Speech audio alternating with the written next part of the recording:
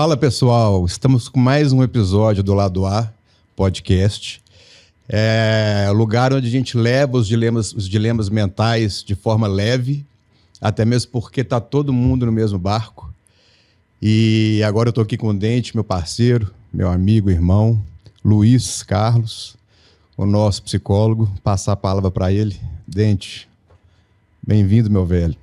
Fala, pessoal, tudo bem? Sou Luiz Menezes, psicólogo, sou a parte técnica do nosso bate-papo aqui. Temos hoje uma convidada muito especial, uma mulher guerreira, veio lá da Paraíba. Ela é double black belt. Sabe o que é isso, Daniel? Vai, imagino. Cara, dá duas faixas pretas? Isso, cara. É assim, é ruim para você ir em pé e deitado. É, né? A mulher é faixa preta de judô, ou seja, se você estiver lutando com ela em pé, você vai cair e na hora que você cair, ela vai te finalizar. Tá doido. Conosco aqui, Luana Pinheiro, muito bem-vinda, obrigado por seu tempo aqui conosco, né? Sei que hoje você mora nos Estados Unidos, então assim, o tempo no Brasil é corrido para ver família, amigos, e você reservou um tempinho aí pra gente. Muito obrigado. Imagina, obrigado, eu que agradeço aí o convite. Bacana. Luana, né, a gente sabe, você é uma profissional do MMA, já consagrada, mas a gente queria conhecer um pouquinho da história da Luana antes do esporte, né? Quem é a Luana? Conta um pouco do seu tempo lá da Paraíba, como é que você chegou em Minas Gerais, depois como é que você foi parar no Rio e como é que você despontou para o mundo aí. Então, eu venho de uma família de judoca, né? Toda a minha família é faixa preta de judô. Eu nasci em João Pessoa, toda a minha família é de João Pessoa, e eu sempre fui uma criança muito hiperativa, sempre gostei muito de fazer esporte. Então, a minha vida inteira foi ir escola e treino. Eu fazia judô, fazia ginástica olímpica, handball, natação, ginástica rítmica, fiz balé. Então, o tempo que eu tinha ali sem ser a escola era todo voltado assim para o esporte. Eu sempre gostei muito tipo, eu via a ginástica na televisão, aí eu quero fazer ginástica. E como meu pai dava aula lá no CIEF, que é um centro olímpico que tem lá em João Pessoa, lá tem todos os esportes, né? Então era fácil para mim. Eu saía da escola, aí eu fazia natação, da natação eu fazia ginástica, da ginástica eu fazia judô. Eu fazia tipo 3 esportes um atrás do outro, assim, o dia inteiro. Então, a minha vida no esporte, assim, nas artes marciais, começou muito cedo, através do meu pai. A gente era, tipo, a primeira matéria, assim, da vida lá de casa era o judô, né? Então, eu e meus irmãos, eu tenho 5 irmãos, então todo mundo começou o judô, assim, com 2 anos.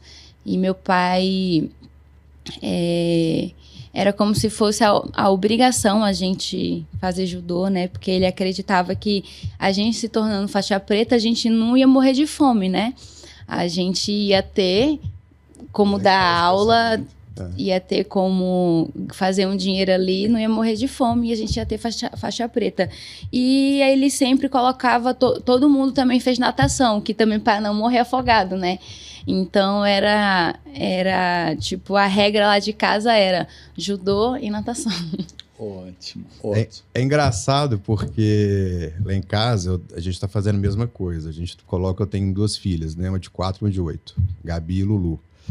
E a Lulu e a Gabi, a gente também colocou elas na natação também, para não ter essa preocupação, né? Nada tranquilo, porque pai e mãe não vai ficar olhando, né? Morrendo de preocupação. E eu coloquei a Lulu no jiu-jitsu. Porque tem essa preocupação, né, de proteção pessoal, essa questão do Brasil, né, do jeito que a gente vive hoje, principalmente quando você tem mulheres, né? Eu tenho uma filha mulher, então eu sou ultra preocupado, né? Eu sou até assim, meio...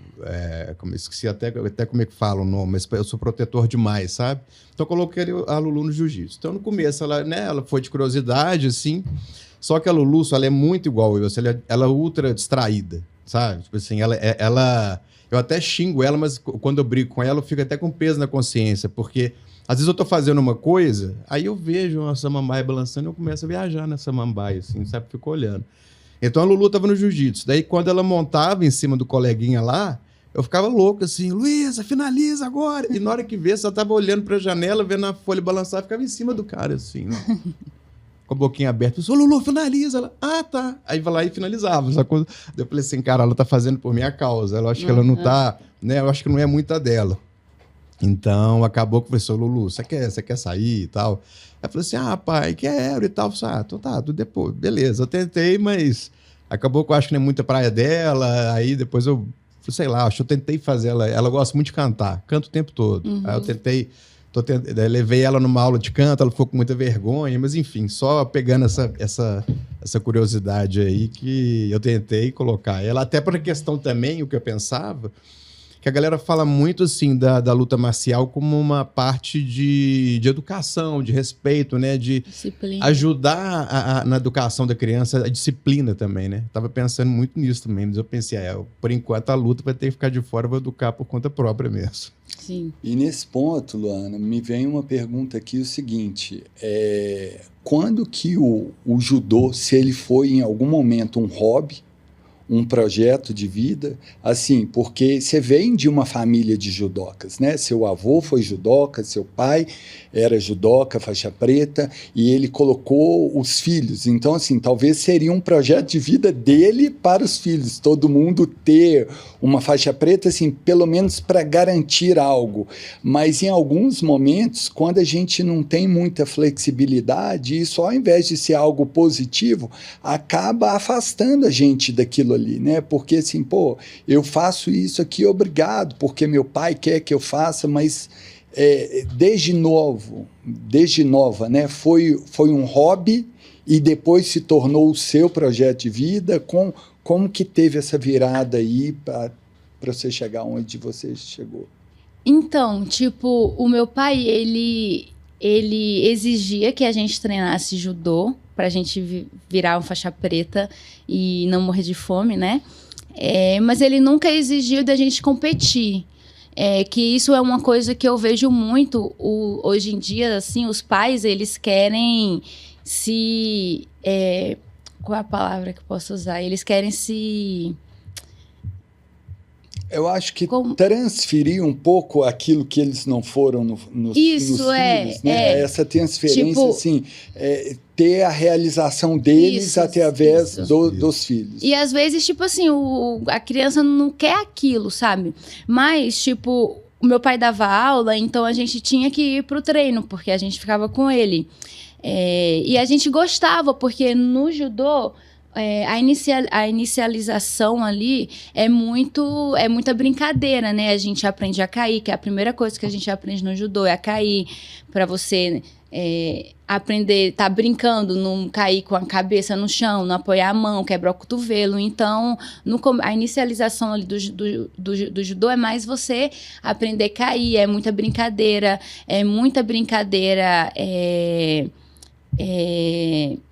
que vai exigir ali coordenação motora, né? Ele te faz você ficar focado, porque se você não ficar focado ali, você não vai conseguir fazer. Então, engloba muita coisa, disciplina, foco, flexibilidade, força. Então, uma luta, um treino que pega ali meio que tudo. E no começo era muita brincadeirinha e tal, só que igual criança, toda criança não consegue querer que uma criança fique ali com 5 anos, focada 24 horas, até porque aquilo não é a profissão dela, ela é uma criança, ela só tem 5 anos, não tem como você exigir que uma criança seja um adulto, né? Sim. Então, meu pai, ele era flexível com isso, ele entende, ele deu aula a vida dele inteira, ele já foi criança, né? Então, ele sabe como que funciona. Só que aí, o que eu via? A partir dos 10 anos, como eu faço aniversário no final do ano, eu tinha 10 anos, eu já competia com as meninas de 11 e 12, que eu fazia 11 no final do ano. Então, começa a ter muita competição de viajar e tal. E o que eu vi? Falei, pô, eu preciso treinar porque eu quero viajar, eu quero conhecer o mundo, eu quero conhecer o Brasil. Então, o meu foco também era muito eu querer treinar para eu poder ganhar as competições, para eu poder viajar, né? Então, isso era uma coisa que deu um estímulo em mim, assim, de querer treinar, porque eu queria viajar. Era muito legal, imagina, você com 10, 11 anos, você viajando com a galera toda da sua idade, indo pro hotel, você tem a competição ali, mas depois tem um lazer. Tinha o passeio depois, então sempre foi uma... E eu também cresci nesse meio, então para mim era uma coisa normal, sabe? Mas o que eu vejo, assim... igual, meu pai, ele exigia que a gente fizesse judô, mas eu queria fazer natação, eu queria fazer ginástica, eu queria fazer handball. Tudo ele deixava eu fazer. Mas eu tinha os dias certos que eu treinava judô. Eu não treinava judô todo santo dia, 2, 3 vezes por dia. No começo, eu treinava judô 3 vezes por semana, porque nos outros dias eu fazia outras atividades físicas, até porque é importante para a criança, é habilidade, a ginástica te dá flexibilidade, te dá explosão, te dá força, a natação vai te dar outras habilidades, vai ali, você vai aprender a nadar para você não morrer afogado, né? Tem a questão do cardio ali, então o handball, corrida, então tudo ali é meio que uma preparação geral para quando a gente crescer, a gente escolher se a gente quer continuar no esporte ou não, quero fazer... eu sempre fui apaixonada pela ginástica, sendo que aonde eu treinava não era apropriado, tipo, a gente nunca teve um solo. Meu sonho era dar pirueta no solo, naquele tablado lá quadrado, e nunca teve. A gente usava, era pneu de caminhão, colocava embaixo o pneu de caminhão, um tablado de madeira, e era um tapete por cima, e ali tu dava teus mortal, tuas estrelinhas, tu fazia tudo. Então, acabou que eu não consegui ir para esse meio, porque onde eu treinava não era um lugar que ia me fazer crescer, ao contrário do judô. O judô você precisa de um tatame, sabe? E a natação, por exemplo, eu gostava de fazer natação, mas não era algo que eu era apaixonada, assim, sabe? Eu quero ser campeã de natação e tal. Então, aí teve uma época que eu fui pra ginástica rítmica, só que a ginástica rítmica era muita dança, e eu já sou mais acelerada, então eu via... bambolê pra cima? Bambolê, bola, fita, né? E aí eu via as meninas da ginástica dando mortal e tal, eu falei, quero isso, mas não, eu quero dar mortal. Então, eu sempre gostei, tipo, até hoje, assim, eu quero fazer muitas coisas, sabe? Eu fico assim, gente, eu só tenho uma vida, mas eu quero fazer tanta coisa, eu quero aprender a tocar piano ainda, eu quero aprender a cantar, eu sou apaixonada por música. E aí, na pandemia, eu quis pintar, e aí eu comecei a pintar, desenhar, fiz macramê, eu acho que é as coisas de fita, assim, fiquei fazendo um monte. Então, eu sou uma pessoa muito agitada, eu sou uma pessoa curiosa, tipo, tudo que eu vejo, eu acho que eu posso fazer, sabe? E foi o que aconteceu no MMA. Eu tava no judô há muito tempo, na época a Honda tava no auge e tudo, e a gente saía aqui com a galera final de semana e sempre tava passando no UFC. E aí eu comecei a ver, conheci a Honda, comecei a acompanhar o MMA por conta dela, que ela também veio do judô. Então a propaganda era, tipo, era judoca no MMA e tal, né? Ela dava muitas quedas, era uma coisa que chamava muita atenção. E eu olhei para aquilo e falei assim, caraca, eu também quero fazer isso, eu quero fazer isso também. Então foi assim, tipo, as coisas que na minha vida acontecem desse jeito, assim. Eu sempre gostei muito de música, tocar violão. Eu falei, eu também quero tocar violão. E eu ia lá e começava a tocar, fiz umas 2 aulas, assim, que meu pai tinha contratado um professor para dar aula para os meus 2 irmãos, sendo que eu tinha que sair da sala para eles fazerem a aula. Aí, sendo que eu já estava com passagem comprada para vir para BH, que eu ia vir morar aqui. Aí eu falei, pai, eu quero fazer. Ele, faz por enquanto aí. Aí ele me deu um violão, trouxe o violão pra cá. Tipo, eu não sei tocar violão, não sou profissional. Mas eu tiro umas musiquinhas, sabe? É uma coisa que me acalma, que me tira dessa loucura, assim, dessa pressão de luta. Me leva pra um caminho... oposto. Isso, exatamente. Para mim, oposto. Aí eu aprendi a tocar violão, tipo. Eu queria tocar piano também, é uma coisa que eu sou apaixonada, mas piano já é já é outros 500, né? Um violão, você compra o violão, você carrega ele para outro lugar, para todo lugar, assim. O piano já é, você precisa de um espaço, você tem que estudar muito, mas eu ainda vou aprender a tocar piano, é uma coisa que eu tenho, assim, para mim, que eu quero... É tipo um objetivo de vida, assim, tocar pelo menos uma musiquinha, assim. Até eu arrumar outra coisa que eu quero fazer também. Ah, legal. Luana, e assim, você saiu da Paraíba e veio para o Minas, né? Você veio como atleta do Minas, não foi? Você veio parar aqui em BH como atleta do Minas. Sim. Isso aconteceu, você tinha quantos anos? Tinha 18 anos. 18. E como é que foi essa mudança? Porque a família ficou na Sim. Paraíba, né? Você veio sozinha. Então, igual eu falei no começo, eu sempre gostei muito de viajar, sempre via muito filme e tudo, e eu via, tipo, o esporte ali como um caminho que ia fazer eu conhecer tudo aquilo ali que eu via na televisão, né? Então, eu participei de uma competição que foi uma seletiva do Sul-Americano lá no Piauí. E aí eu ganhei essa seletiva, fui pro Sul-Americano e aí o Minas me convidou para vir fazer um teste aqui. E eu sempre tive isso na cabeça, eu sempre quis sair de João Pessoa, sempre quis morar em outro lugar, tipo, eu queria viver aquilo, sabe? Tipo, sempre fui curiosa. Na minha eu falava assim, gente, eu nasci pro mundo, eu quero conhecer o mundo inteiro. Então, isso foi uma oportunidade que eu falei assim, caraca, é a minha chance. Então, eu vim pra cá, fiz o teste, assim, passei. Aí, voltei só pra João Pessoa para poder pegar minhas coisas, assim. Claro que no começo é muito aquela empolgação, né? Eu não queria saber que minha família tava lá. Eu queria era vir morar fora, sabe? Eu queria vir morar sozinha. Porque eu já conhecia atletas que moravam em clubes e moravam sem a família. E querendo ou não, é uma liberdade, né? Tipo, pra eu sair de casa, eu tinha que pedir pra minha mãe, tinha que pedir pro meu pai, tinha que pedir permissão pra dormir fora. Então, tipo, sair de casa era tipo assim, vou voar, né? Tipo, agora é cresci, é minha liberdade. Então eu vi isso como tipo assim, caraca, chegou meu momento, né? Vou morar fora e tal. Você já conhecia BH? Já, porque eu já tinha vindo pra cá eu não sei se eu já tinha vindo competir, mas eu já tinha vindo pra fazer teste. Uhum. Que eu fiquei um pouco mais de um mês aqui. E aí foi, tipo assim, uma realização de um sonho, que era sair da minha cidade e morar fora. Só que aí, tudo no começo é mil maravilhas, né? Tava ali na empolgação e tal. E as coisas vão acontecendo, tipo, aos poucos.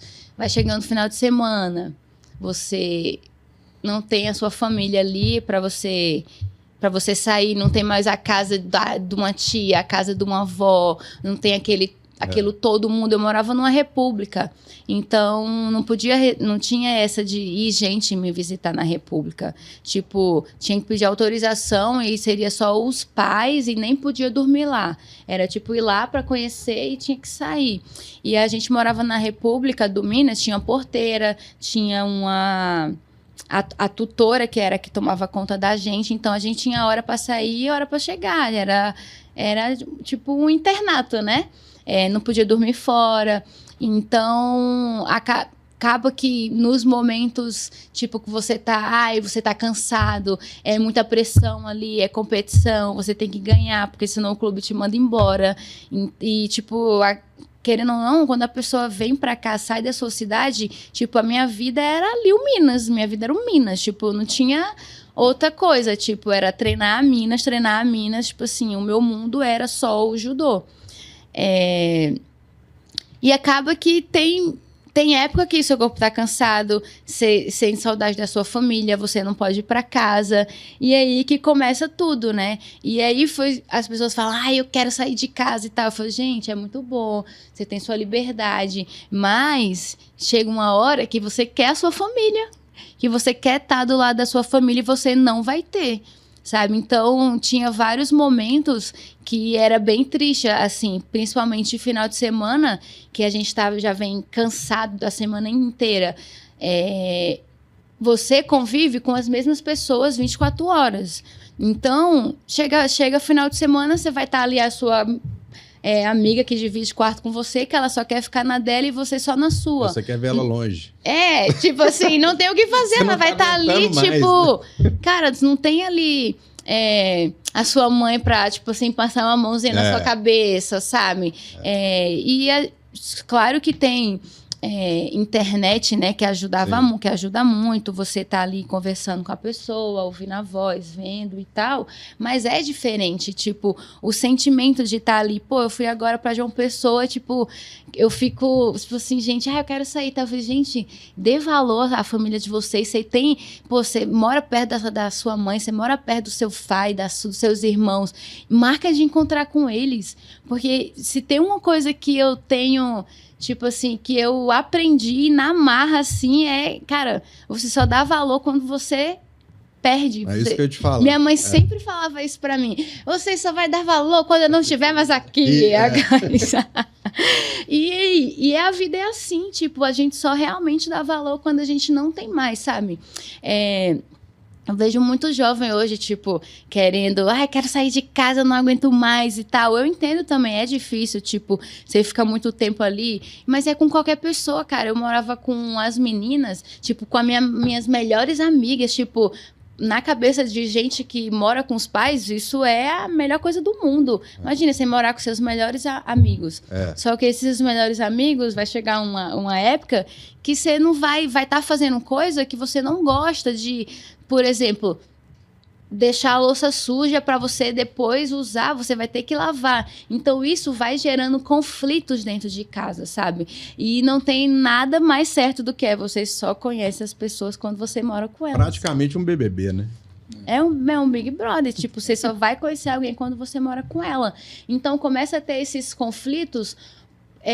e você não pode fazer nada, tipo, você só pode, tipo assim, pô, lava a panela aí, velho, eu vou querer usar, mas aquela pessoa não é sua irmã, não é sua prima, não é da sua família, então é diferente, sabe? Sim. Uma coisa é meu irmão, eu falar assim, não, velho, tu vai lavar agora e que eu quero usar. Outra coisa é a pessoa que mora com você, que tá dividindo ali o apartamento, todo mundo paga e por igual ali, né? Então, tipo, é complicado. Então, tipo, nada é mil maravilhas. Tudo tem os seus prós e tem os seus contras. Pode falar, né? Ô Lu, não, você contando a sua história, eu tô pensando aqui, viajando, fazendo uma analogia, que você tá falando uma coisa interessante. Você falou que seu pai falava, pô, tira a faixa preta pra você não morrer de fome, né? Tipo assim, nada pra não morrer. Então, assim, parece até que era um pensamento meio de sobrevivência, assim, né? Porque no Brasil é complicado. Só que a impressão que dá é que ele já tinha um pensamento de criar vocês pro mundo, sacou? Sim. Que eu acho legal. Eu não consigo fazer. Assim, eu acho que a cultura brasileira, e talvez principalmente a mineira, não sei, mas eu acho que o Brasil como um todo cria os filhos para ficar debaixo da asa. Entendeu? E esse talvez seja o grande erro, né? Tipo assim, da gente criar e talvez proteger demais. E quando a gente protege demais, acaba que as porradas, em vez de tomar em casa, que toma com carinho e com cuidado, o mundo não tem carinho, né? Tipo assim, o mundo vai dar porrada que vai doer, né? Então, assim, tem até... Eu acho que... Eu não lembro quem fala agora, mas é uma frase que eu escutei, não sei se foi do Filó, que fala assim que um dos principais papéis dos pais é apresentar a frustração aos filhos. Porque se apresenta num ambiente controlado, dentro de casa, né? Então, assim, eu acho interessante essa visão que o seu pai tinha, tipo assim, que sabe que o Brasil, apesar de ser um país com um monte de coisa bacana, mas é muito difícil também, é muito violento, né? Então, assim, então eu preciso cuidar dos meus filhos para eles se conseguirem sustentar, tipo assim, para eles se virarem, né? Desde pequeno. Então, eu acho esse tipo de pensamento, eu acho bacana pra caramba. Porque uma coisa é você ser faixa preta, outra coisa é você ser competidor, né? Ele nunca obrigou a gente a competir. Ele falava, quer competir? Vai ser um professor, né? Sim, não, você com a faixa preta, você consegue dar aula em qualquer lugar do mundo, tipo. O judô, a língua ali é universal, né? Tipo, todos os comandos ali é em japonês. Então, a gente aprende desde pequeno, tipo, os comandos ali, tudo é em japonês. E judô é judô no mundo inteiro. Então, tipo assim, morrer de fome, realmente a gente não ia morrer. A gente ia ter uma Não tem faixa Brasília preta em judô. Entendi. É uma faixa preta ali que você vai usar ela, que você pode dar aula no mundo inteiro. E competir era uma consequência, igual eu via todo mundo viajando para competir, então eu queria treinar para eu poder competir e conhecer outros lugares do mundo através do judô, né? Tanto é que, tipo, eu competindo, eu sempre estudei em escola particular, nunca paguei, sempre estudei com bolsa, fiz faculdade com bolsa, viajei muito através do judô, tipo... Então, o judô me fez, me criou, né? Uhum. Eu conheci muita gente, conheci países, conheci estados, tudo através do judô. Então, o judô, tipo, meu que é a minha vida, né? Eu nasci ali nesse meio e, claro que eu migrei pro MMA, mas eu continuo tendo minha faixa preta de judô. Eu posso dar aula, tipo, quando eu quiser. Sim. Então, uniu, né? Tipo, eu uso o judô no MMA também. Hoje em dia, a galera tem mais curiosidade em aprender técnica de judô ali pro MMA. Então, é uma coisa que eu fiz 3 faculdades, não me formei em nenhuma, mas eu tenho, tipo, diploma ali que eu posso dar aula, tipo, no Entendi. judô, Legal. né? Uma coisa que eu acho muito legal, Lu, dessa história é porque a gente vê muitos jovens tomando decisões precipitadas, exatamente isso, né? Não, eu quero mudar, eu quero sair de casa, eu quero conhecer o mundo, e tudo isso é super legal. E eu falo assim porque eu também tive um pouco dessa frustração, né? Frustração do seguinte: com 18 para 19 anos, eu fui morar nos Estados Unidos e no início tudo é lindo, né? Porque assim, tô morando nos Estados Unidos, país de primeiro mundo, estava morando perto de Nova York, tá? E aquele negócio todo é super uma empolgação. Só que aquela empolgação passa com um mês, né? Um mês você cai na rotina. E quando você cai na rotina, aí sim você começa a dar valor àquilo que você acabou de falar quando você não tem mais tão acessível, né, o contato com o pai. E diferente de você, na minha época não tinha celular, né, não tinha telefone, então assim, eu conversava com meu pai de 15 em 15 dias, assim, né, demorava bastante tempo para a gente comunicar. Mas era e-mail ou carta, Dente? Era carta, cara. Caramba. Carta, porque até hoje meu pai não tem e-mail. Então mas tem de uma forma ou de outra, entendi. Mas assim, computador ainda não era um negócio tão... Tinha lá em casa, mas assim, meus pais não tinham, entendeu? Né? E o celular não era celular, era telefone fixo, né? Então tinha que ligar, então era uma outra... Era um absurdo, né, velho? Exatamente, né? Então, assim, só que o diferencial seu, né? E é um outro tema que eu queria tocar com você, é a questão disso, da pressão, da emoção por trás do esporte, né? Você estava aqui num clube, você tinha que desempenhar, ter um desempenho. Como era lidar com essa pressão toda, e não só no Minas, mas na sua vida, né? Você é uma atleta de alto rendimento, você luta com as melhores do mundo, no principal competição do planeta. Então, assim, como que é lidar com tudo isso, né? Desde o êxtase de uma vitória até a frustração de uma derrota, nossa, e como que é tudo isso? Então, tipo, desde o judô, assim, né, principalmente quando eu vim pro Minas, sempre é uma pressão, você tem que estar ali todo dia, dando 110%, né, porque você é contratada pelo clube, se você não treina direito, o clube te manda embora, aí tchau. Então, e o resultado também, né, tipo assim, é o que mais conta. Então, cada competição é aquela pressão, caramba, tipo, a gente era terceiro, segundo lugar, a gente perdeu, sabe? Tipo, tinha que ser campeão para você continuar vivendo ali o seu sonho, porque você é terceiro, você é segundo, terceiro, bateu na trave, segundo. Tipo, a gente não quer que você seja segundo nem terceiro, a gente quer que tu seja campeão. Então, você ali tá todo dia na pressão ali, porque senão vão te mandar embora. E imagina, o seu sonho é ir para uma Olimpíada.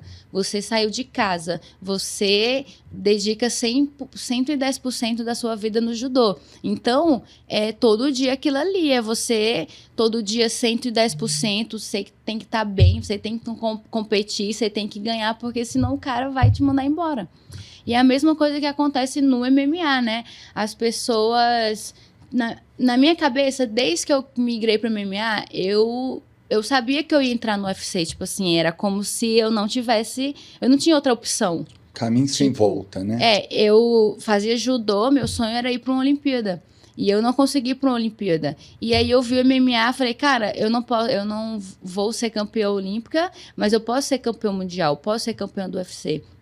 Então, foi uma meta que eu peguei, o objetivo de vida vai ser esse. Então, eu comecei a treinar MMA e com o objetivo, eu não queria lutar em tal evento, não. O meu caminho era entrar no UFC para ser campeã do UFC e não entrar no UFC.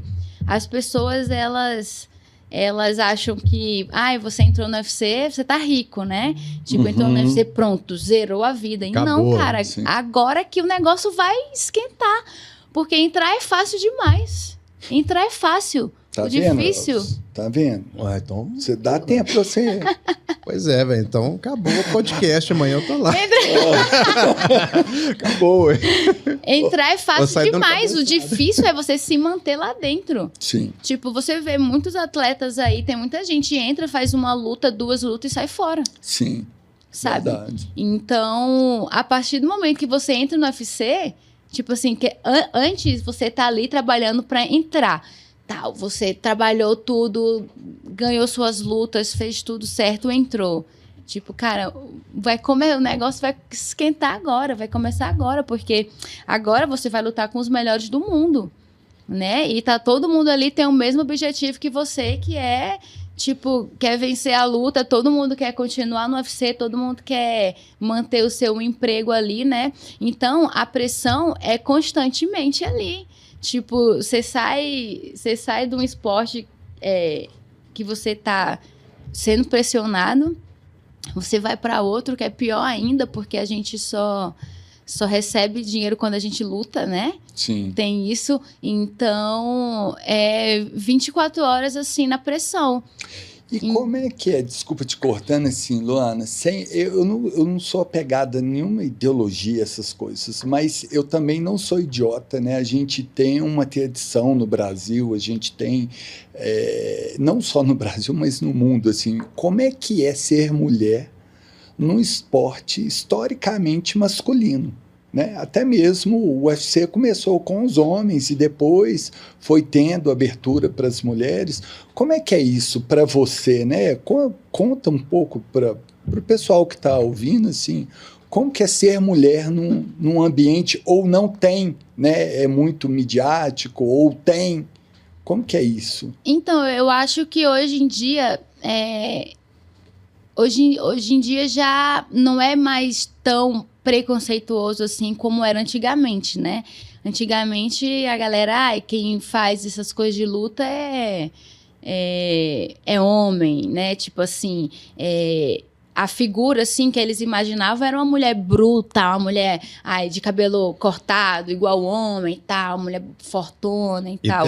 Mais masculino. E deve ter também a questão do preconceito até com sua opção sexual, né? Tipo assim, toda mulher que luta gosta de mulher. Sim, deve ser alguma coisa desse tipo, né? Só que hoje em dia, tipo, como o MMA, né, é um esporte que tá crescendo muito, a Ronda mesmo, quando ela entrou no UFC, ela meio que, ela foi a estrela. Por quê? Porque ela era uma mulher feminina. E querendo não é uma coisa curiosa, você vê, tipo, uma mulher assim, fala assim, caraca, essa mulher luta, eu quero ver, eu quero assistir. Então, é uma coisa que chamou a curiosidade pelo fato das mulheres hoje em dia ter muita mulher feminina no esporte, né? E descer o cacete. E descer o cacete, assim, tipo, lutar igual homem, tipo. Não, e assim, eu conheço um pouco a Luana, né? Eu vejo que ela não perde, ela tem toda a parte feminina dela, né? Assim, preocupada, maquiada. Então, assim, não necessariamente você tem que abrir mão da sua feminilidade. Feminilidade, por causa do esporte. Sim, né? claro que, tipo, a gente tem nossos momentos, né? A gente vai lutar ali, a gente não vai se maquiar e tal, até porque o foco, a gente nem pensa nisso. O foco é, tipo assim, meu irmão, a gente vai lá, vou fazer meu trabalho, sair na porrada e pronto.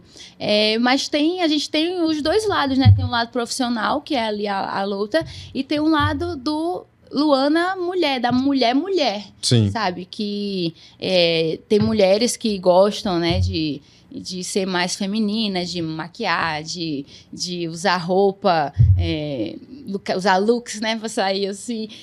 Mas tem mulher que não, e tá tudo bem, mas isso é uma coisa muito, muito, muito particular, assim.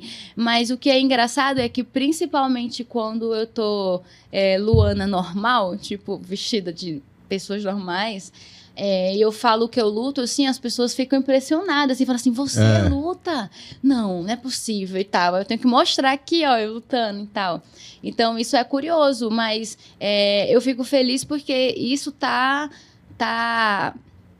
acabando, né? Como tem muita menina hoje em dia entrando no MMA, esse preconceito, assim, já tá ficando mais batido, bilato, né? assim, Não é só mulher, homem, assim, que luta, assim.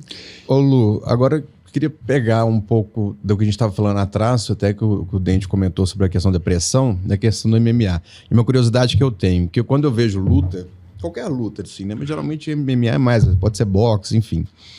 Que eu vejo a galera entrando e concentrando, né? Tá ali e tal, concentrada, aquela música tocando e tudo, e a galera... E eu fico pensando, cara, se fosse eu, ia estar com frio na barriga, assim, gigante, ia estar super nervoso, sacou?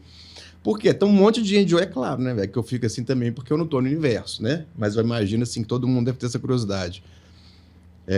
Que fica assim, porra, você sabe que ali é sua chance, não vai ter outra chance, é ganhar ou perder, tá todo mundo vendo, você vai sair na porrada, pode machucar sério, pode não machucar, você pode ganhar.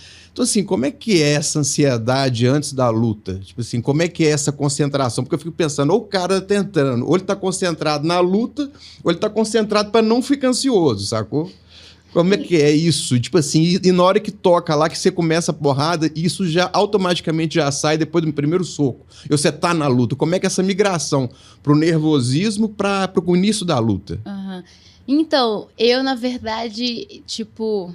Eu vou falar de mim, né? Uhum. Mas...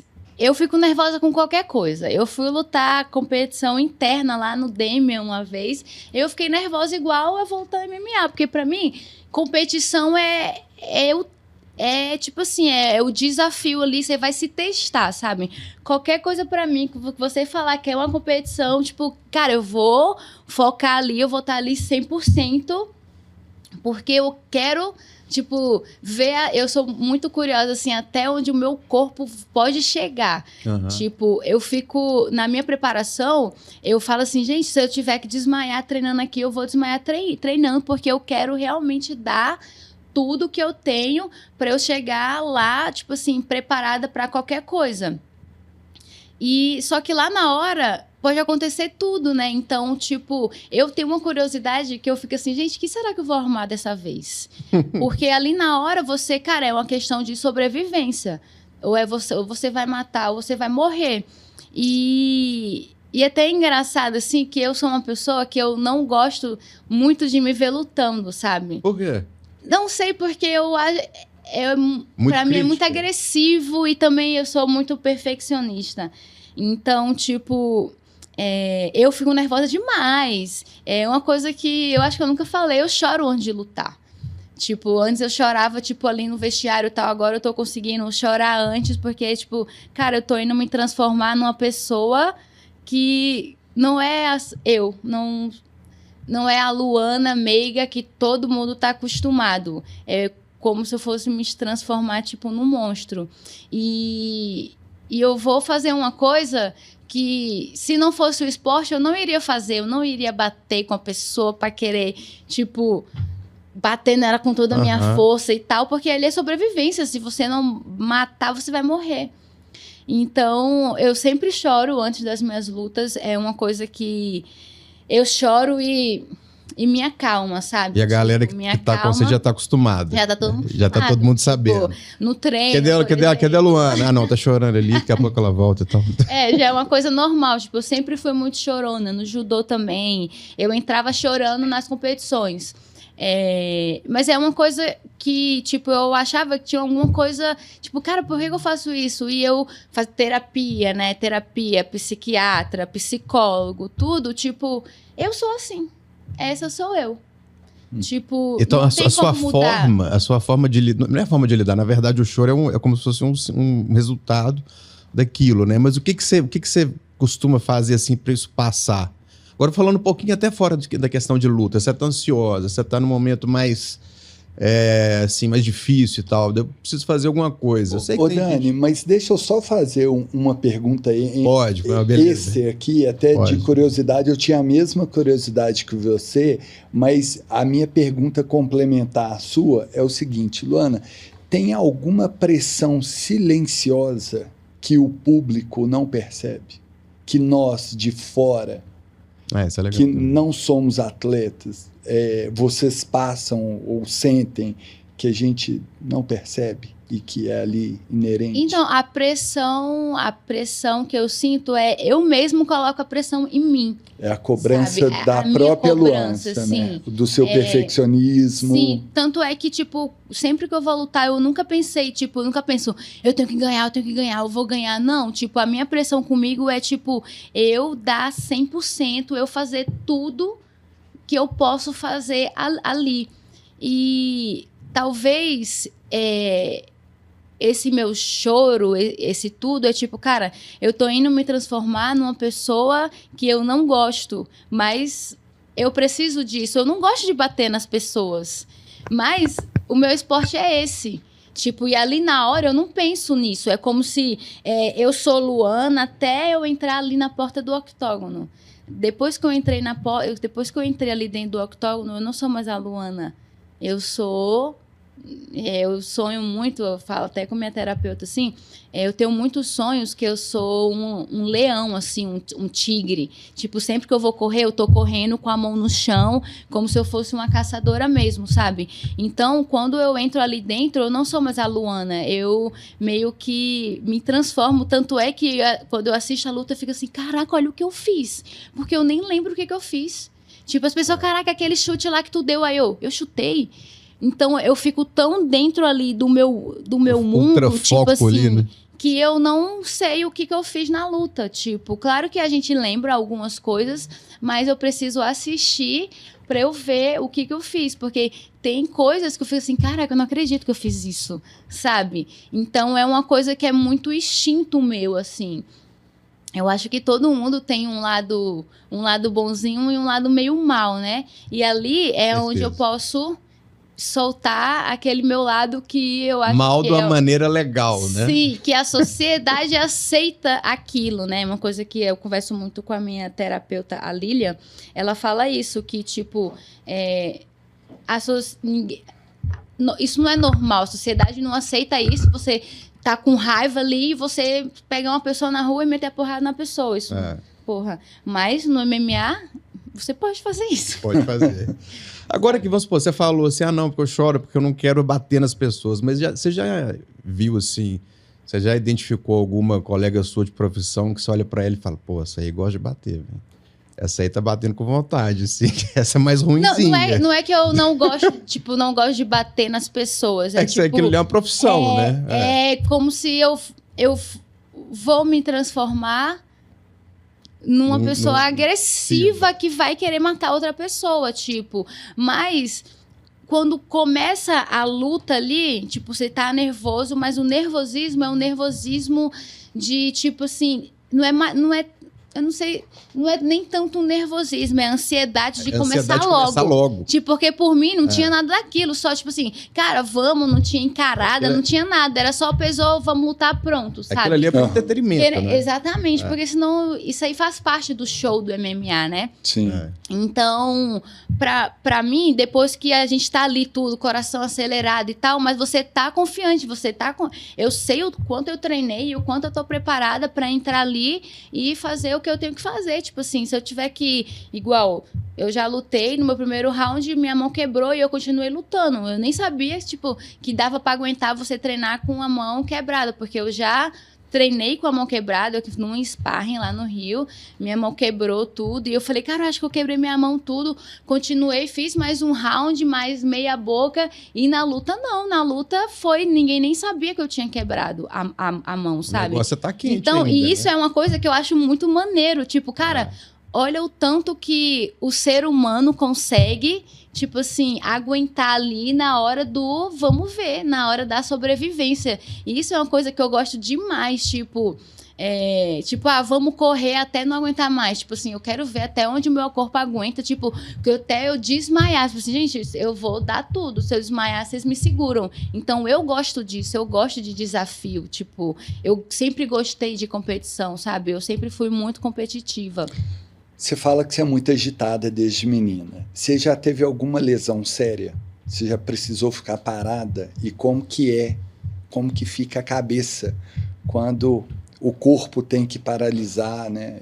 Então, eu acho que uma das primeiras lesões assim mais graves que eu tive foi no judô aqui, quando eu quebrei o sacro, na verdade, né? Que, tipo assim, nossa senhora, foi uma coisa horrível. Não dava para sentar direito, não dava para tossir, não dava para fazer força, não dava para fazer nada. E eu tive que ficar um bom tempo assim sem treinar. E é difícil para uma pessoa que sempre treinou a vida dela inteira não fazer nada. Tipo assim, cara, eu não podia fazer quase nada. E aí você tem que estar com a cabeça muito boa para você, tipo assim, cara, é só uma fase, isso aqui vai passar, faz parte.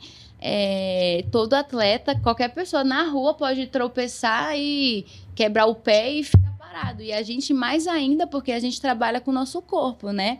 Então, tem momentos que você fica mal, tipo, querendo ou não, tá todo eu tô no UFC, eu tenho uma categoria ali que ela tá girando. Então, vem aquele pensamento de, cara, tá todo mundo no jogo e eu estacionei, eu tô meio que ficando para trás, né? Então, é muito ruim, você se sente inútil, porque, tipo, cara, eu só sei fazer isso e eu não posso fazer isso, tipo... E aí vai você ter a sua, tipo, cara, o que eu posso fazer? Eu posso, sei lá, assistir luta, eu posso ir lá no treino e observar o treino e ajudar os colegas de treino, porque querendo ou não, você indo pro treino, você assistindo, você ajudando seus amigos, você também tá aprendendo, né? E na pandemia eu fiz um curso, tipo de mental coach, que o nosso cérebro, ele não sabe distinguir o que é o real do não real. Então, a partir do momento que eu fecho o meu olho e que eu começo a mentalizar, tipo, treinar, fazer os golpes na minha cabeça, para minha cabeça, eu tô treinando. Tanto é que eu vi que teve um teste, um experimento com 3 grupos de atletas de basquete. O primeiro não treinava nada, o segundo treinava, eles faziam cestas, e o terceiro eles faziam mentalmente. O que não treinou nada, não evoluiu nada. O que treinou jogando a bola evoluiu tipo 50%, e o que só mentalizou evoluiu 30%. Por quê? Porque ele estava mentalizando. E é uma coisa que eu uso muito para minhas lutas. Como ali, eu acho que a maior tensão ali é o antes da luta. É ali no vestiário, é a hora, tipo, é agora de chamar e tal. E você entrando ali, depois que começou, virou um sparring. Sabe? Depois que ficou ali uns 2 minutos, já teve aquele toque, o primeiro round já passou, virou um sparring aquilo. Então, a tensão, aquele nervosismo é muito antes. Então, o que eu faço? Eu mentalizo muito antes. Mentalizo ali no aquecimento, a mulher chamando, a gente entrando, falando com os técnicos e o cara passando a mão. E aí, eu começo a mentalizar, eu arrepio, sabe? Porque eu tô ali dentro. E entrando, eu tento mentalizar muito dentro do octógono e eu consigo sentir o frio quando eu tô lá dentro. Tipo, é uma coisa sinistra, assim, como que a nossa cabeça, ela consegue chegar nisso, né? Tipo, porque eu só sinto isso na luta. No sparring você sente, mas não é igual na luta. No sparring você pode errar, você pode parar a qualquer hora e tá tudo bem. Na luta não tem essa de, não, peraí, meu dedo tá dando uma dorzinha aqui. Isso não existe. Então eu tento mentalizar muito isso, que é o começo da luta. Eu entrando, eu sentindo a energia no octógono, eu passando a mão na grade, que é o que me deixa, tipo, que vai acelerar ali o meu coração, que vai me deixar arrepiada, tudo. Então eu tento viver esse momento muitas vezes para quando eu chegar lá ser mais de boa, mas mesmo assim não é de boa, sabe? Sim. Se eu falar assim, mas você já tem não sei quantas lutas, e cara, é como se eu fosse lutar a primeira vez. Cara, sabe o que é interessante você falar nisso? Que eu tô pensando assim, você tá falando, eu tô pensando numa outra situação, que dá, mais ou menos é o mesmo conceito, mas é um pouquinho do outro lado. Vamos supor, numa situação de pânico, quando eu tinha minhas crises mais fortes assim, eu ficava todo, né, daqueles sintomas, taquicardia, peito apertado, falta de ar, formigamento, suando frio e tal. E eu começava a pensar assim, cara, se eu tô tendo todos esses sintomas sem ter absolutamente nada, né, porque assim, do pânico mesmo, eu acredito que ninguém morre. Né? Então, assim, você está criando uma coisa na sua cabeça e o corpo está respondendo sem você ordenar que ele responda, mas para você é um sentimento ruim, de uma maneira negativa. Então, eu fiquei pensando, já que eu tenho o poder de fazer isso com o meu corpo por uma falta de controle emocional, que seja momentâneo, eu tenho o poder também de fazer isso para o bem. Eu só não sei como. Entendeu? Então, acredito assim, que isso que você está falando, dessa mentalização e esse sentimento, pô, eu tô mentalizando que eu tô lutando daquela forma, passando a mão na grade ali, arrepiando e tal, sentindo bem, o coração acelerando, mas de uma forma boa, de empolgação. Isso é uma maneira também de, talvez, responda um pouco dessa minha pergunta, desse meu questionamento. Pô, você está conseguindo meio que materializar uma coisa boa sem fazer meio que nada. Assim, entendeu? Então, isso eu acho legal da gente pegar, porque eu acho legal a gente pegar esses dois extremos, né? Agora, assim, outra curiosidade que eu tenho, que eu estava até te perguntando, como é que a Luana, que a gente falou da sua infância, como é que foi sua criação, a sua passagem para a luta e tal, como é que foram os desafios e tudo, e a Luana em casa, com o Mateuzinho, como é que você assim, quando você fica ansiosa e tal, que você se lida com os momentos difíceis, pode te dar meu exemplo, para você ter ideia. Às vezes eu estou trabalhando lá, sou designer, estou trabalhando no computador. Aí eu estou tenso e tal, nossa, tem que entregar esse negócio rápido. Aí minha filha começa a gritar e tal.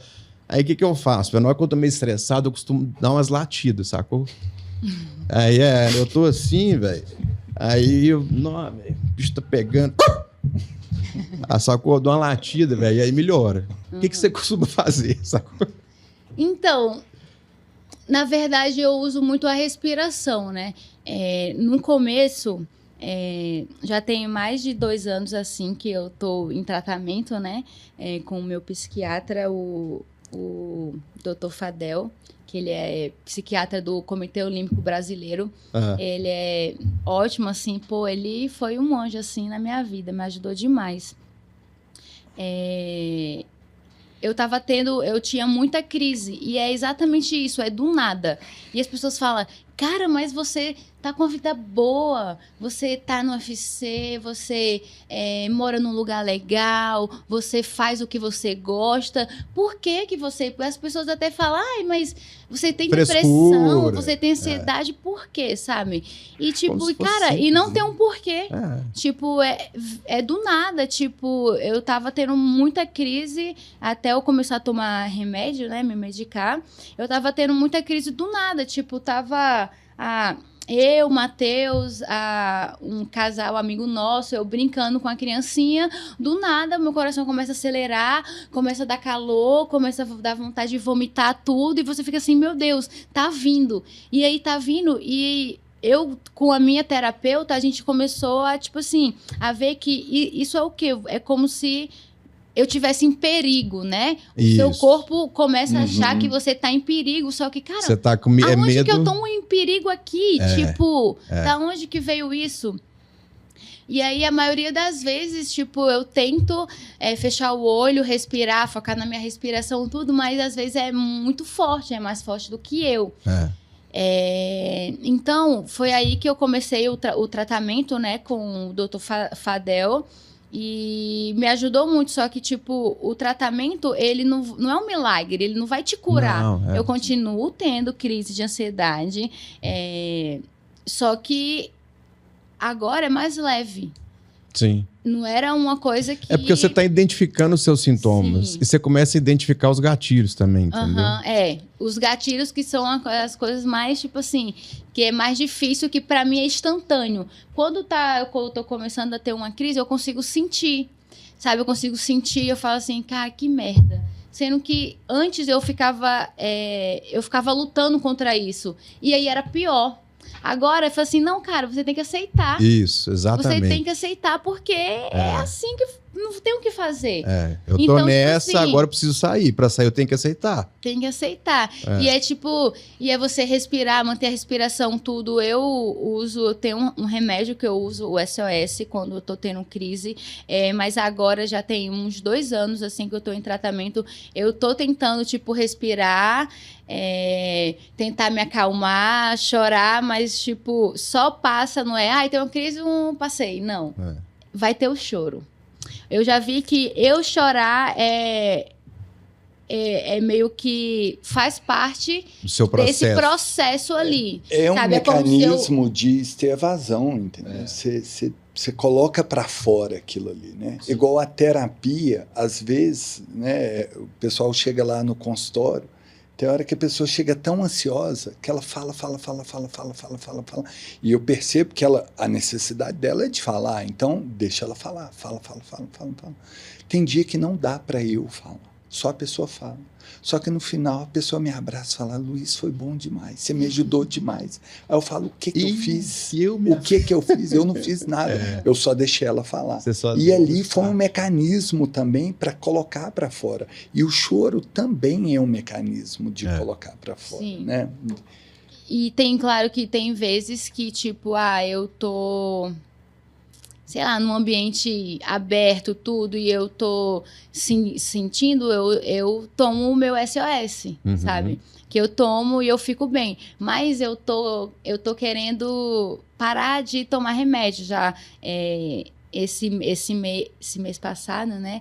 Eu tive a consulta com o meu psiquiatra e a gente está começando a fazer o desmame, né? Que não pode tirar de uma vez. Sim. E foi uma coisa, tipo, foi um avanço, porque antes eu tava, tipo assim, cara, eu só consigo viver com esse remédio.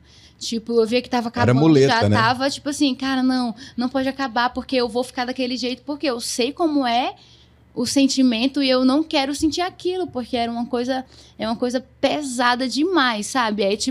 É como se do nada você adoecesse sinistramente ali em fração de 1 minuto, tipo. Mas você tinha tipo um pensamento assim, vamos supor, não sei se é seu costume, mas vou pra fazenda. Porra, fazenda é longe de hospital. Se eu tiver um bezerro, eu tô longe de hospital. Até chegar lá, eu vou estar tremendo. Você já pensou alguma coisa assim? Não, isso não. Eu pensava isso. Entendeu? Comigo era meio assim. E eu tô te contando um pouquinho, né? Porque eu já lido isso tem 20 anos. Então, já tive várias situações assim de tentar combater isso de formas diferentes. Então, também tomo remédio até hoje e tal. Mas, às vezes, eu cheguei a iniciar uma crise e falei assim, cara, eu não quero tomar remédio. Eu vou tentar ter um pensamento crítico hoje. Sabe, assim, quando eu estava meio disposto, porque é muito cansativo. Você pode ter um nível de pensamento crítico, tipo assim, velho, não estou em perigo. Mas, velho, assim, a sua emoção é tanta que não é fácil falar, é difícil você conseguir sintetizar isso pro seu corpo. Para de tremer, para de respira normal, porque você não vai morrer. Entendeu? Mas não, é difícil. Então, o que eu pensei? Assim, às vezes, quando eu tento vencer isso por mim mesmo, 2 coisas para mim, no meu caso, na minha vivência, é super importante. A primeira coisa é a minha fé. Entendeu? Tipo assim, a primeira coisa eu penso, na minha vida, tudo que acontece nela tá debaixo da vontade de Deus. Então, e tem até uma música que fala, né? Tipo assim, que a porta aberta é você e a fechada também. Então, os momentos difíceis, eu acredito que também é ele. Então, a partir do momento que tudo está debaixo da proteção de Deus, do plano de Deus, e que ele não te dá uma cruz maior do que você consegue carregar, então aquilo ali você já consegue. Então aquilo ali você não... Porque a gente fica com medo assim, cara, eu tô solto, eu tô, sabe, tá ruim, ninguém tá me vendo, ninguém tá me compreendendo, eu tô sentindo esse negócio, mas tá péssimo. Não, calma, velho, tá no plano de Deus. Isso é uma coisa que já me acalma. E teve uma vez que eu tava lá em casa, que eu tava sozinho, aí eu comecei a ter essa sensação e tal, aí eu fiquei pensando assim, cara, calma, por que você tá tendo isso? Ah, não, medo da morte iminente, que tecnicamente é, né? Não, beleza. Você não quer morrer agora? Então tá. Aí eu comecei a pensar, o que ainda te falta? Claro que, tipo assim, a gente ainda, até quando se a gente ficar senil, a gente vai querer fazer muitas coisas. Mas eu tava pensando assim, pô, meus planejamentos que eu tinha quando criança, que era casar, ter filho, ter um trabalho, ter carro, sei lá o quê, ter uma moto, ter uma AP bacana assim, cara, isso hoje eu tenho. Então, se eu quero, beleza, eu vou testar aqui, porque eu tô com medo de morte ou pânico, né? Então, eu vou deitar na cama ali e ver. Já que eu vou morrer, vou ver como é que vai ser essa morte aqui. O que eu tô fazendo com isso? Estou tentando desmitificar, entendeu? Tipo assim, é pegar o medo e falar assim, velho, então tá. Então, já que você tá com esse medo, véio, então viaja nesse medo aí. Porque, claro, vem, ninguém quer morrer, sacou? Mas já que o negócio vem, eu falo assim, velho, eu vou entrar nesse quarto escuro aqui e ver o tanto que vai doer. Até que você vê que nem dói tanto assim. Então, na hora que eu fiz isso, que eu deitei, e falei assim, pronto, não tô morrendo. Aí eu comecei a voltar ao normal. É claro que esse processo é cansativo, entendeu? Mas aí, Dani, né, aí até dando um pitaco técnico aqui. Ontem mesmo à noite, meu último paciente, a gente estava conversando sobre isso, né? Eu já faço um acompanhamento dele há 1 ano e meio, quase 2, né? Não tem 2 anos ainda, não. E ele falou assim, pô, Luiz, será que eu evoluí? Eu falei, cara, você evoluiu bastante, mas é o que eu sempre falo. Terapia não é remédio de dor de cabeça. Não é um negócio que você vai tomar e a dor vai passar. Luana falou assim, será que eu nunca vou melhorar? Não, você pode até se curar, sim. Agora, existe um processo. Sim. E esse processo está acontecendo com você. Por exemplo, hoje você tem muito mais autoconhecimento de quem é a Luana. Isso. Hoje, na hora que a crise começa, parece que o painel de controle da Luana ele está todo ligado. Ela começa a perceber as sensações, as emoções, aquilo que pode acontecer com ela. Então, você começa a agir antecipadamente. Você não espera estar no calor daquele pânico ou daquela emoção que você fala assim, o que eu estou sentindo? O que aconteceu?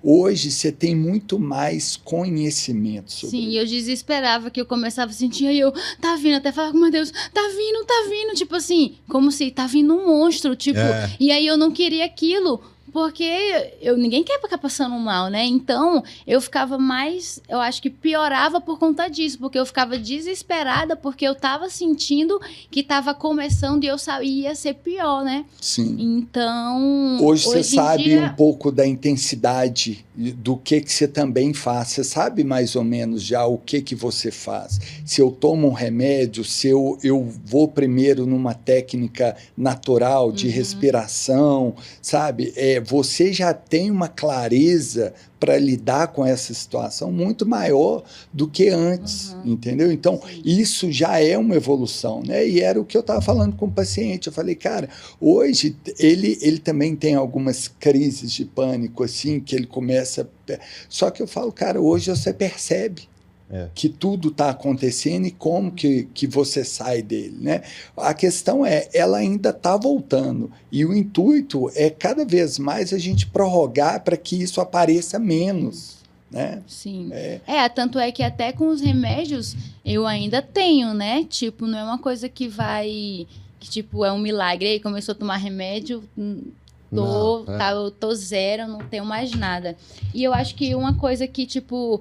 que intensificou muito foi depois que meu pai internou, né, e tal, e eu meio que é uma das minhas conversas, assim, com a minha terapeuta, é que a minha avó faleceu, eu fiquei muito mal e tal, só que minha avó já era já era idosa, minha avó tava com Alzheimer, tava de cama. O meu pai, ele tinha tido um AVC e há alguns anos, e do nada ele tava com uns comportamentos meio estranhos, assim, de equilíbrio, esquecia algumas coisas e tal.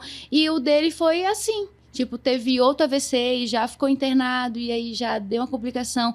Então, foi aí que eu comecei, que é o que minha terapeuta fala, eu encarei a realidade a partir dali. Por quê? Porque o meu pai era uma figura, tipo assim, era o meu herói, meu pai.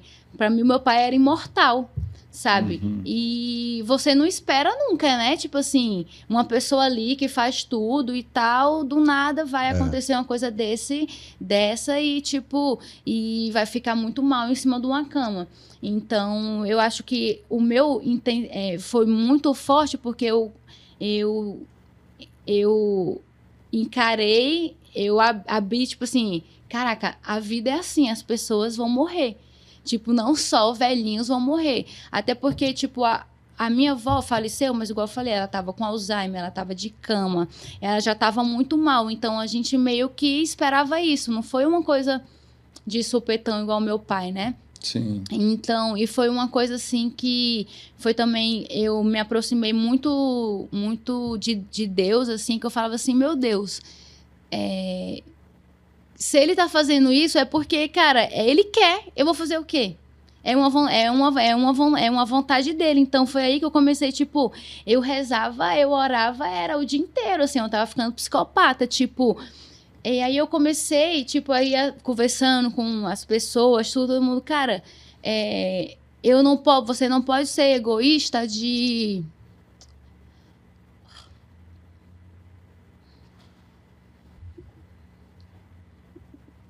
querer só aquilo tudo pra você, né? de querer que o seu pai fique vivo numa situação daquela que, tipo assim, ele ia ficar em cima de uma cama e não ia fazer nada.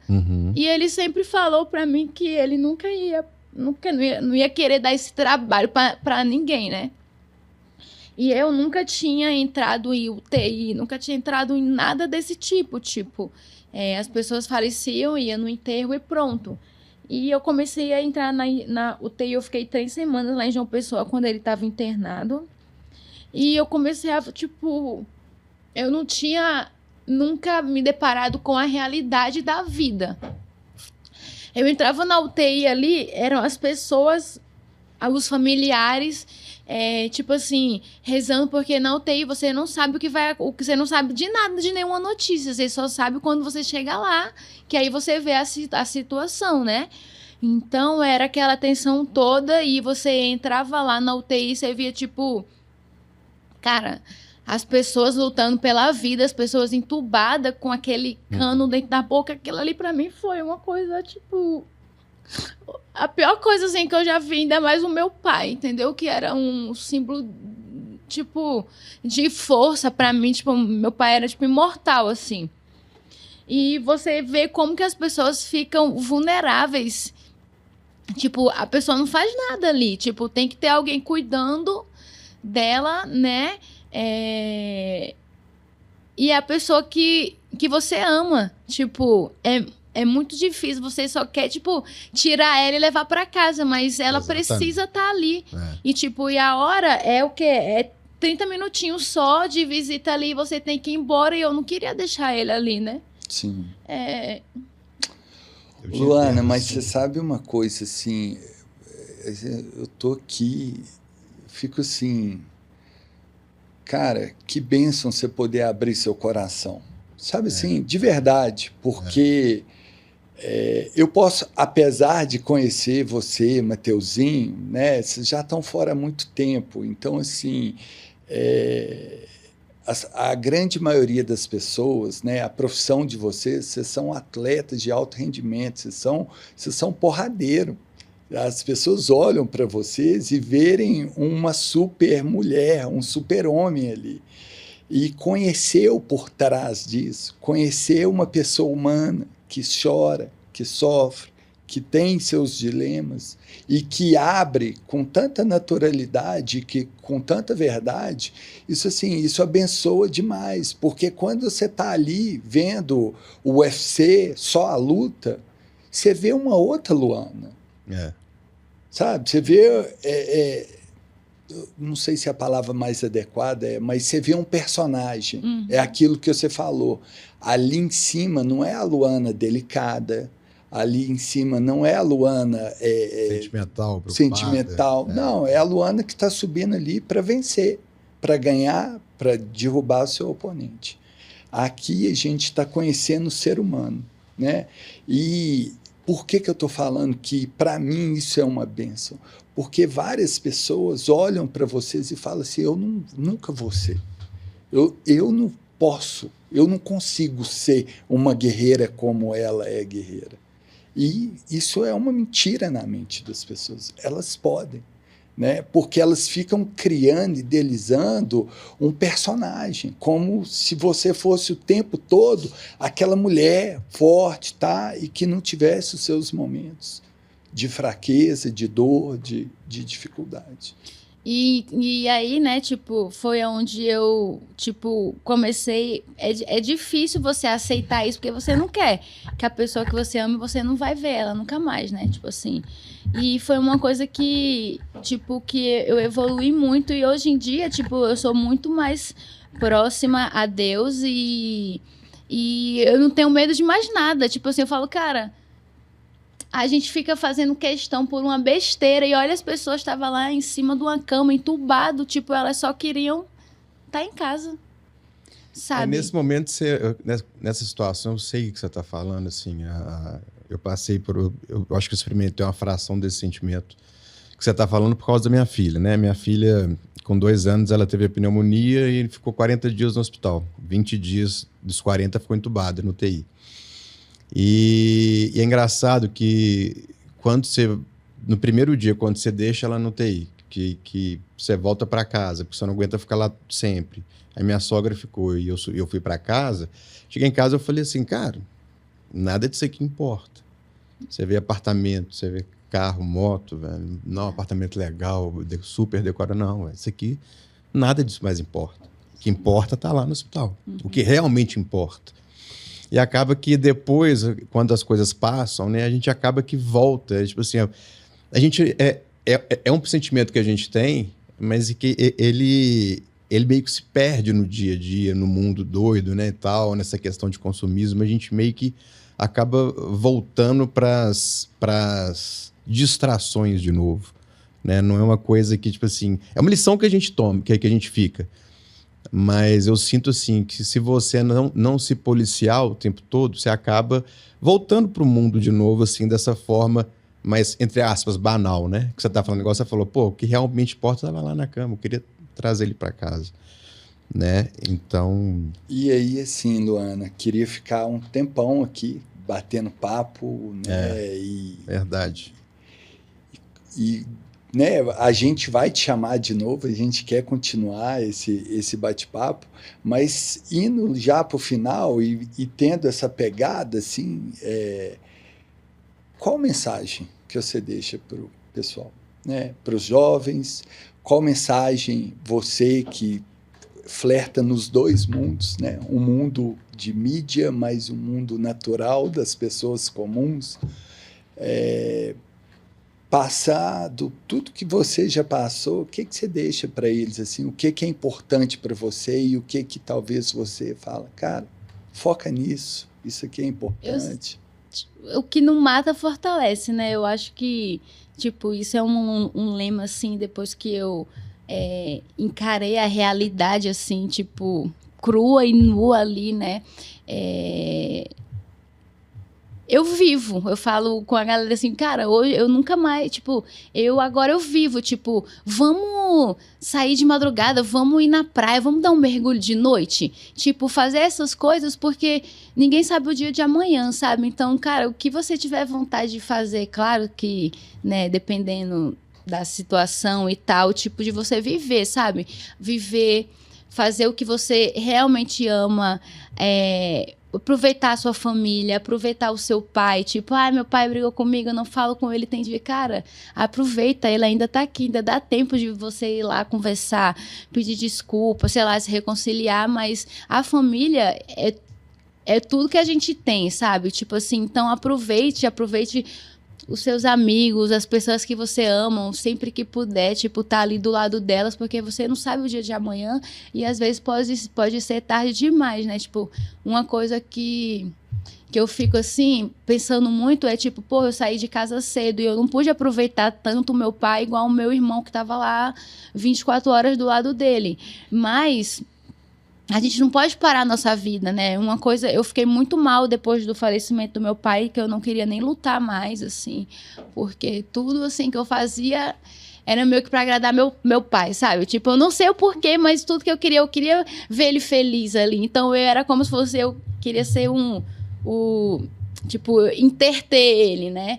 Então, só que hoje eu sei que, tipo, cara, ele tá lá de cima, ele tá me vendo tudo. Hoje eu não faço mais nada errado, assim. Eu fico assim.